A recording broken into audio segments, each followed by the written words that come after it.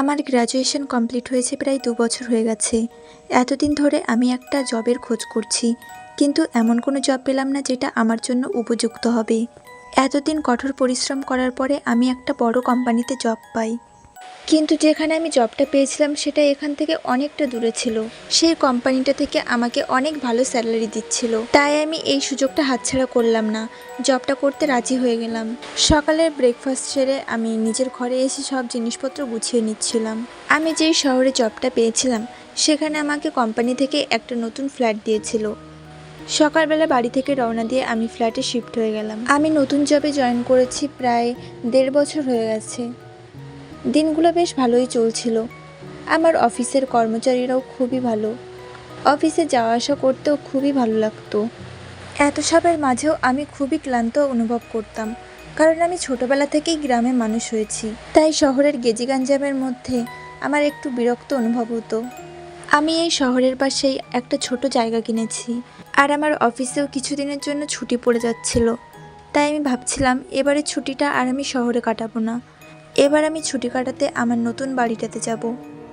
আমি আমার নিজের বাড়িতেও ছুটি কাটাতে যেতে পারতাম, কিন্তু আমার নিজের বাড়ি এখান থেকে অনেকটা বেশি দূরে ছিল, তাই আমি আমার নতুন বাড়ির উদ্দেশ্যে বেরিয়ে পড়লাম।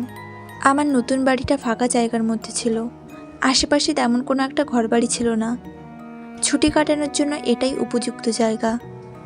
আমি এখানে পৌঁছাতে পৌঁছাতে অনেকটাই রাত হয়ে গেছিল, আর আমি অনেকটাই ক্লান্ত অনুভব করছিলাম, তাই আমি এখানে এসেই ঘুমিয়ে পড়লাম। চারিদিকে শান্ত পরিবেশ। আমি হঠাৎ রাত্রিবেলা একটা আওয়াজে জেগে উঠলাম।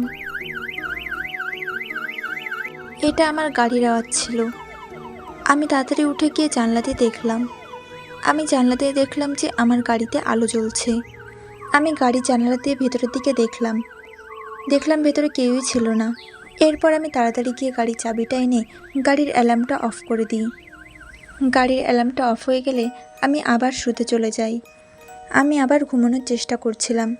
চারিদিকের পরিবেশটা আবার সেই একই রকম শান্ত, কিন্তু আবার হঠাৎ আমার গাড়ির অ্যালার্ম বেজে ওঠে। আমি আবার গাড়ির চাবিটা নিয়ে অ্যালার্মটা বন্ধ করে দিই। আমি যখন এবার শুতে যাচ্ছিলামই, ঠিক তখনই আমি অনুভব করলাম কে যেন দৌড়ে আমার গাড়ির দিকে আসলো। একটা পুরো কালো অবয়ব ছায়া আমার গাড়িতে জোরে দুটো ধাক্কা মারল, আর সাথে সাথে আমার গাড়ির অ্যালার্ম বেজে উঠল। আমি আবার চাবিটা নিয়ে গাড়ির অ্যালার্ম বন্ধ করে দিলাম।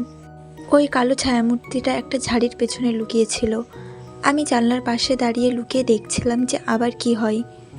আমি দেখলাম ওই কালো ছায়াটা ঝাড়ির পেছন থেকে দৌড়ে আমার গাড়ির সামনে এসে দাঁড়ালো, আর এদিক ওদিকে কী যেন দেখছিল। তারপর সে আমার গাড়িতে আবার দুটো ধাক্কা মারল।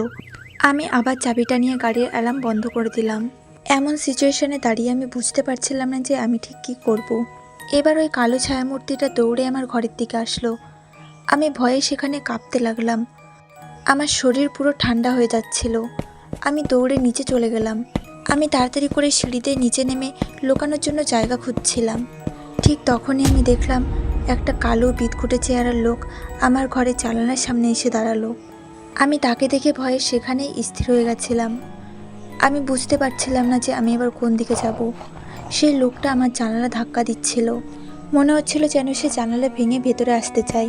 আমি দৌড়ে গিয়ে সোফার পেছনে লুকালাম। ওই লোকটা তখনও আমার জানালার বাইরে ছিল, আর জানালা দিয়ে ঘরের মধ্যে এদিক ওদিকে তাকিয়ে দেখছিল। সে যেন খুঁজছিল যে ঘরের মধ্যে কেউ আছে কিনা। লোকটা আমার জানালার বাইরে দাঁড়িয়ে জানোয়ারদের মতো গোংড়াচ্ছিল। লোকটা মানুষ না কোনো জানোয়ার বোঝাই যাচ্ছিল না। আমি ওখানে চুপ করে বসেছিলাম যাতে লোকটা বুঝতে না পারে যে আমি ঘরের মধ্যে আছি।